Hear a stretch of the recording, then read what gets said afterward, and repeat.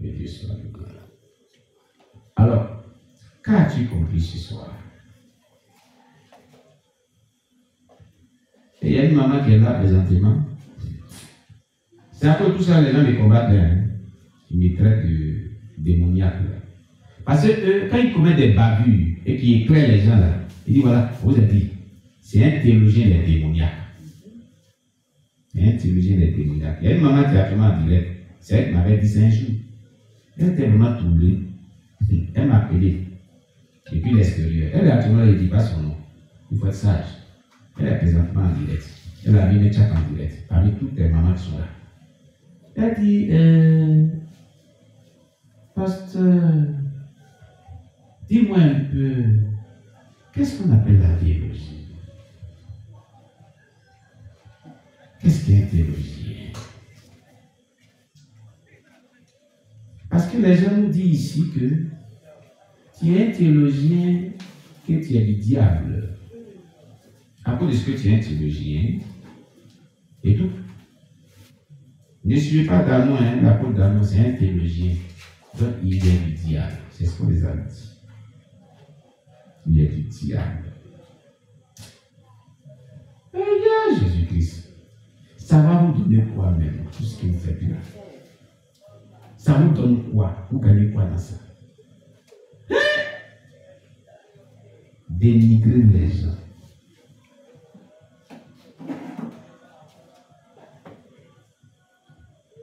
Et dans ces temps-ci, ils ont tellement dénigré que les gens les ont suivis comme plus ils dénigrent, plus Dieu confirme le ministère de l'homme de Dieu. À des personnes qu'on ne connaît pas, des hommes de Dieu, des personnes envoyées de Dieu pour confirmer. Tous les ans, on a écouté ici. La sœur Mélissa, la fille de maman Déborah, qui allait faire son petit travail, son job à chose à Abidjan là. Sa patronne. Lui il a dit, comme tu dis tu es chrétien, je suis malade, elle avait mal au pied, je suis malade, accompagne-moi chez mon pasteur, il va prier pour moi. Il dit, il m'accompagne seulement. Hein. Elle accompagne sa patronne. Là-bas, quand il vient, il y a un secrétariat qui t'enregistre, ils ont des protocoles. Avant que le pasteur te reçoive, il y a un secrétariat qui t'enregistre et qui attend ton tour. Ils l'ont enregistré. Puis elle dit, quand ils ont pris mon nom pour m'enregistrer, ils ont fini avec ma patronne et il m'a dit de me voir aussi. Arrivé là, dans son bureau, quelqu'un qu'elle n'a jamais vu, quelqu'un qu'elle n'a jamais connu. Il dit, je vois quelqu'un auprès de toi. Il n'est pas grand détail. Il est un peu comme ça. Elle s'est dit, ah, elle a dit, je vois un pasteur, voilà. Un pasteur, un homme de Dieu près de toi. Elle dit, ah, c'est qu'il est marié, pasteur. Je ne sais pas que tu es marié. C'est pas mon pasteur, il dit, c'est ton pasteur. C'est pas qu'il est marié. C'est ton pasteur. Mais je te dis, c'est ton père spirituel à la foi. Ne le quitte jamais. Cet homme-là, c'est un vrai serviteur de Dieu. C'est un vrai serviteur de Dieu que Dieu a choisi. Ne le désobéis pas. Il est dans la vérité. Il est dans la vérité.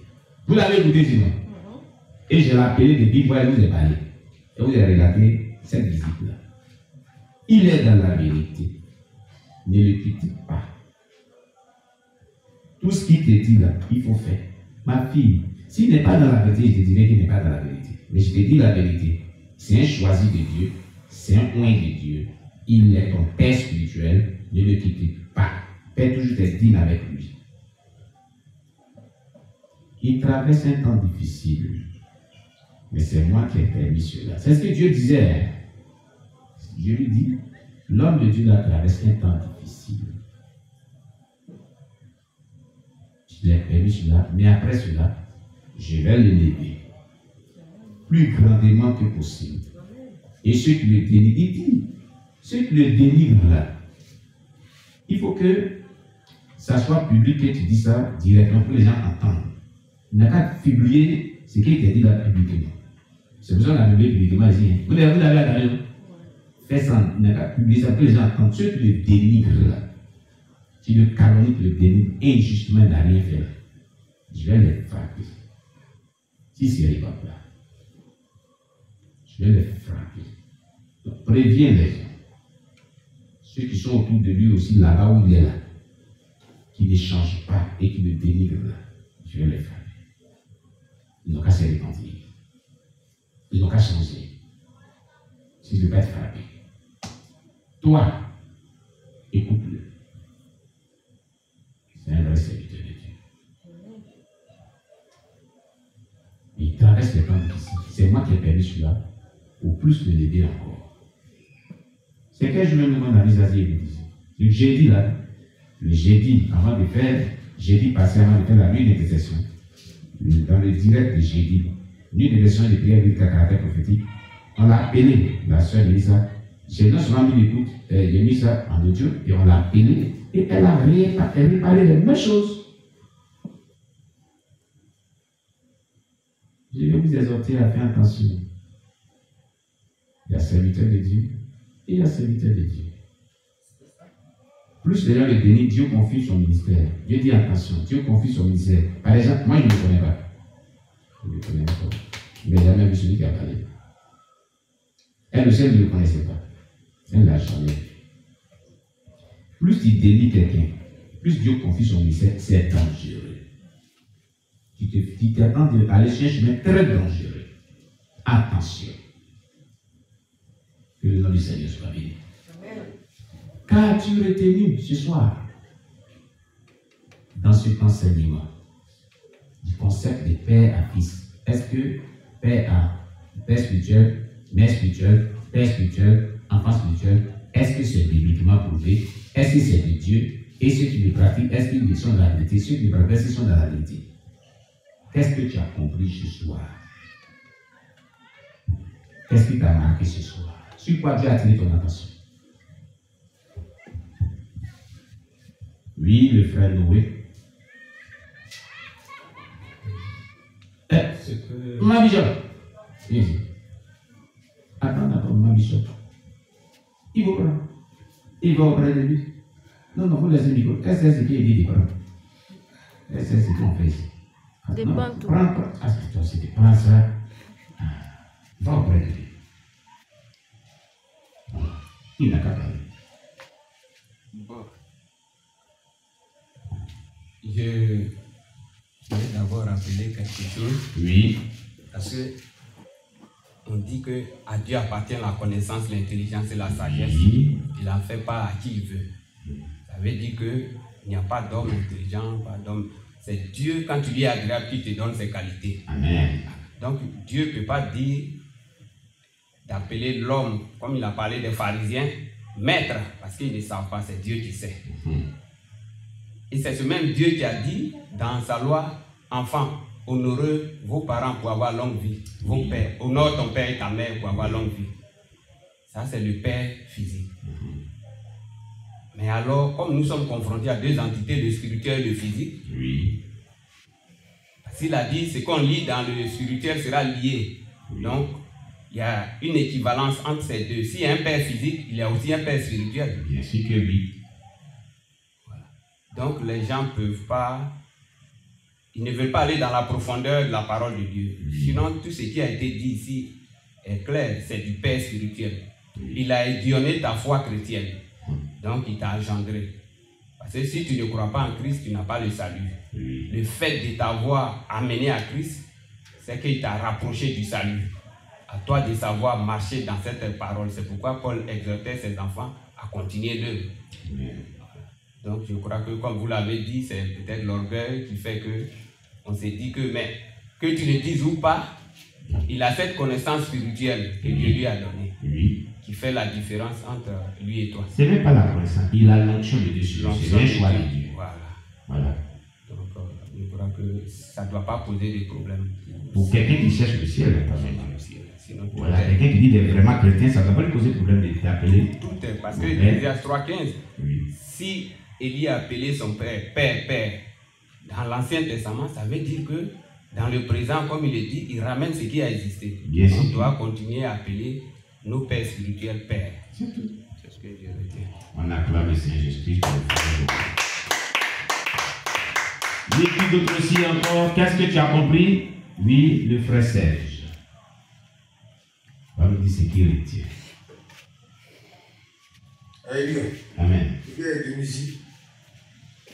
Ici, comme il y a encore devant moi, dans Matthieu 23, ici, Jésus dit, c'était pour censurer les scribes et les pharisiens. C'était pour les faire un reproche. Ici, c'était pour dire ne pas s'en orgueillir. Voilà.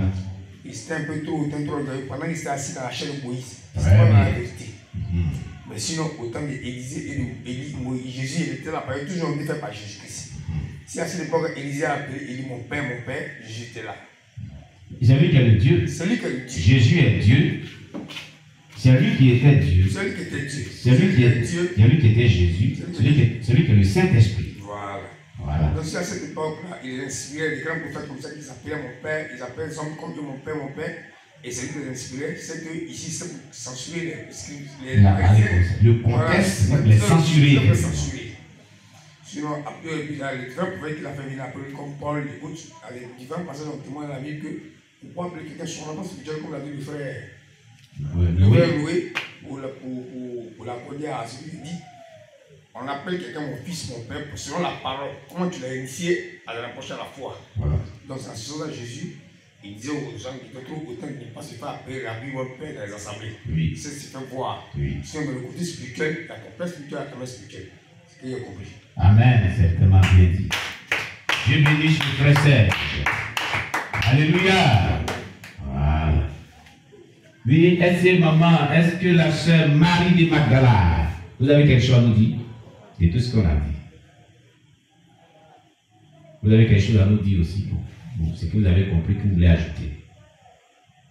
Maman, vous besoin de tout dire.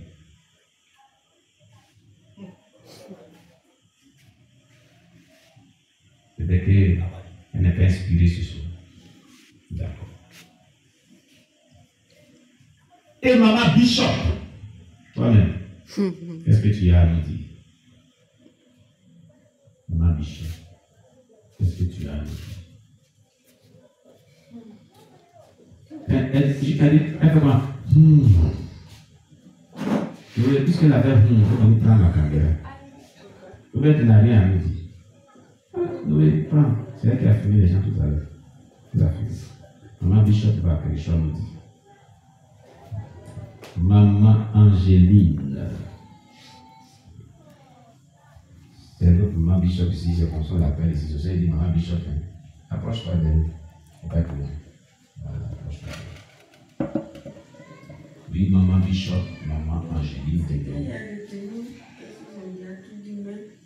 C'est le côté d'orgueil là. Oui. Comme autrefois il le disait à Boisflé, il y a des gens, quand tu les appelles, même tu appelles pasteur, bien homme de Dieu, il s'énerve. Il s'énerve. Lui-même qui appelle à lui aussi, c'est un prophète, hein, mais il va le nier dans l'assemblée pour dire que pourquoi tu m'appelles pasteur, bien tu m'appelles, qu'on doit forcément les appeler bishop ou bien. C'est de l'orgueil, c'est ton colère. Très bien. C'est ce que Jésus a censuré, c'est ce qu'il faisait les scribes là.